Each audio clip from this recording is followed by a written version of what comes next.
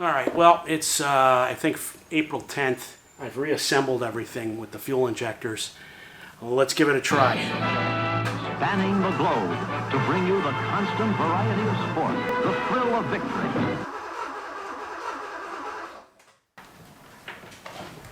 Not today. And the agony of defeat. The agony of defeat.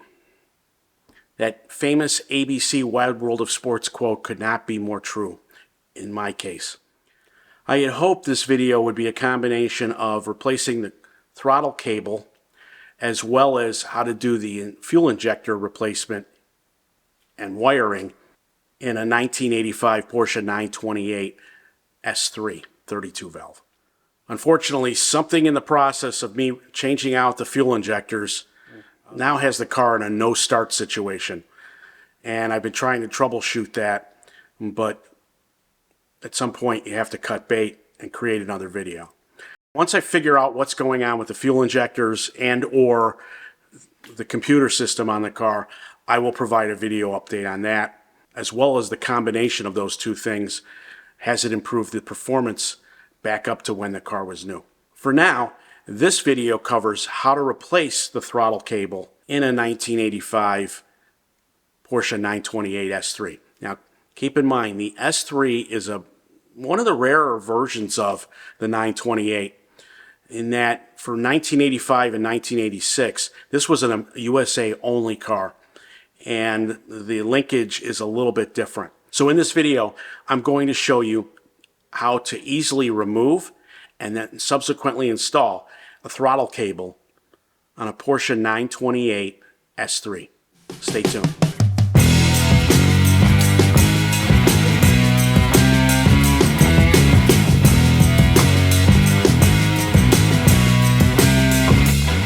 Now, before I get started, I want to thank the 2,050 subscribers who helped this channel out. The interesting thing is, 87% of you watching this video aren't subscribed. I encourage you to subscribe. It costs you nothing. It helps fund the channel and these projects. So if you could do that, press the subscribe button, and if you prefer, you'll get the bell notification as well. So the first step I took was to remove the package tray underneath the driver's side dashboard, as that gives room, that gives you more access to the cable.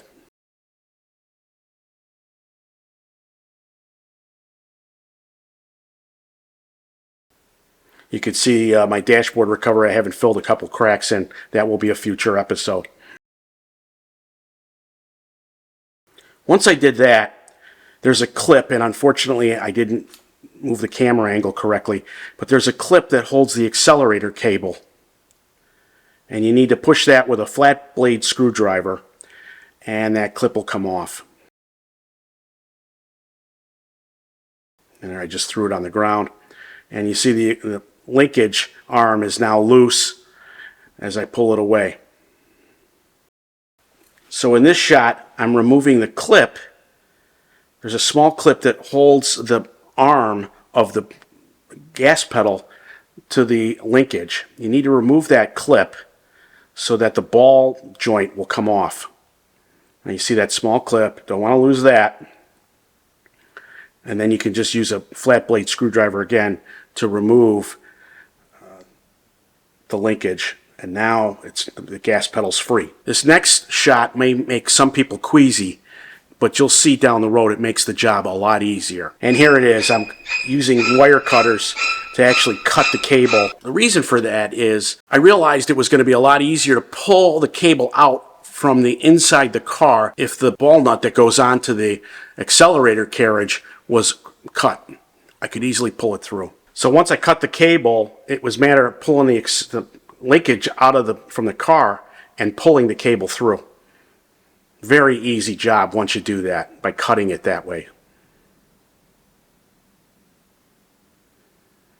And then with the cable out, I put the linkage into my bench vise, and then used a crowbar to pull the old cable retainer off. And there you are. So once I had the cable out, now I needed to remove the escutcheon from the firewall. That's what I'm showing here. Threaded in that grommet is the adjustment arm that I'll show later. After the cable was out, I unthreaded. This is the adjustment screw that goes into the grommet and the firewall. And then I sprayed it with CRC. A little longer than a few minutes later. Once the CRC worked in, I used a pick to slowly work the grommet assembly out. I tried a variety of different ways, but this ended up being the successful way, and that came right out. Next up, on the cassette side, I removed the clip that holds the cable to the cassette. And here I am comparing the old grommet to the new one. And here I'm installing, you see the cable is threaded through.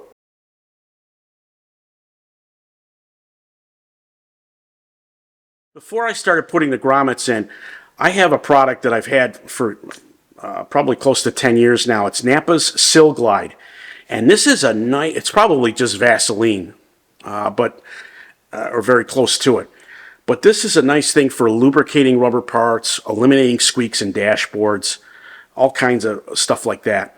And so I got the smart idea to lubricate the new grommet and the adjusting nut before I put them in. So there you see me slathering the Sill Glide onto the shaft of that adjusting nut that's going to fit in that grommet. And doing that really made easy work. I thought I was going to need my channel locks, but as I started pushing it in, it just it glided right in. The key is getting the alignment right. And there you see me just popped in. And later I'll show you how I started adjusting it. So with all the parts off, now I could install the new cable.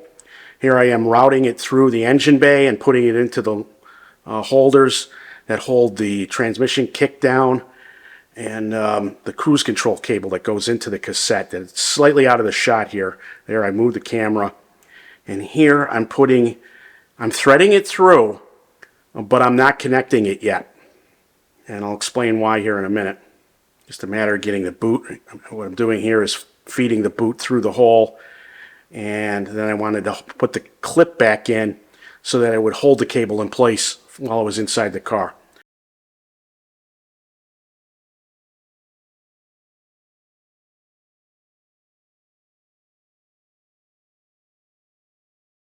And here I am. I just made sure loose fit here, but I'm taking it off and I'm compressing it as far as I can. That gives me more slack in the car, and here you see it. And I've already put you can see, that gives you enough slack. You're able to get your hands in there and push it on. And here that's what I'm doing right here. Now to hold the lever in place to do this, I used a zip tie on the brake pedal, and that held it so I didn't have to use my left hand. I could force that. And there it is, installed, the new cable that is, onto the arm. And then it was just a matter of reinstalling. That's a plastic bearing that goes into the gas pedal lever. And then there's a better shot of that spring clip going on to hold the bolt.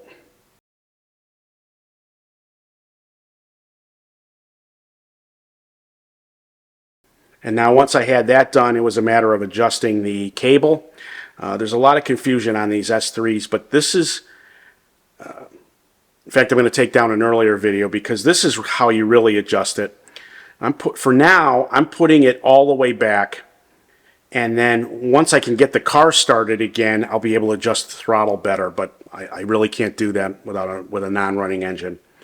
But here you see me putting it on the ball joint onto the accelerator eccentric.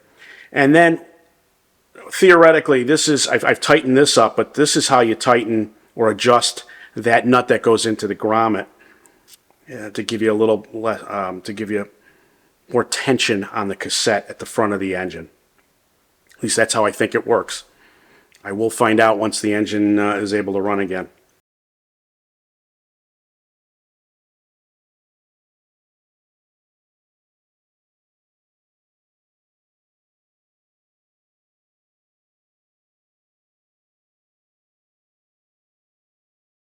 Finally, here's a shot with everything connected again, I'm pressing the pedal. There were no fuel injectors in at this point, so it wasn't like I was feeding it gas and the battery was disconnected. And there you see the linkage going.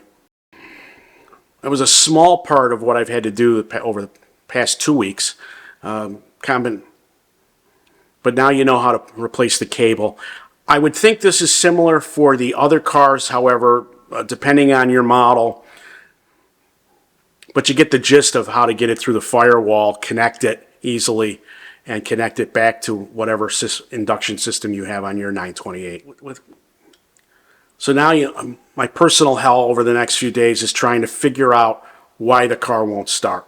Is it related to the fuel injectors? Is it related to some sort of electrical connection that I screwed up while I was in there digging around? These cars are notoriously susceptible to vacuum leaks. If you've been following this project along, I've run into several occasions where if there's a vacuum leak anywhere, the car won't start. And it could even be the cam position sensor. I just don't know at this point. I've got to go and do some troubleshooting. I'll provide all of that in the next video, so wish me luck. Hopefully I can get this damn thing started sooner rather than later. As it is now, it's Saturday, April 13th. I can't take it to the event. I had hoped to drive it on Sunday, and it's getting perilously close to the Carlisle swap meet in 2 weeks from today, and I was hoping to drive it to that. So hopefully I can get this thing figured out by early next week. At a minimum, if you found this video helpful, press the like button and comment, as that helps YouTube's algorithm realize that we need to get this out to more enthusiasts like you and me. So that's the latest and greatest for this week. I thank you for watching. Wish me luck as I try to get Project Risky Business started once again. And hopefully my next video will be good news. For now, take care, stay safe, and we'll see you soon. Thanks for watching this video. Please press the like and subscribe button, comment below, and be sure to check out our other videos on this subject, as well as all of the great content on our YouTube channel. If you have any questions, you can call me at the number listed below, or be sure to check out our main website, guyswithrides.com.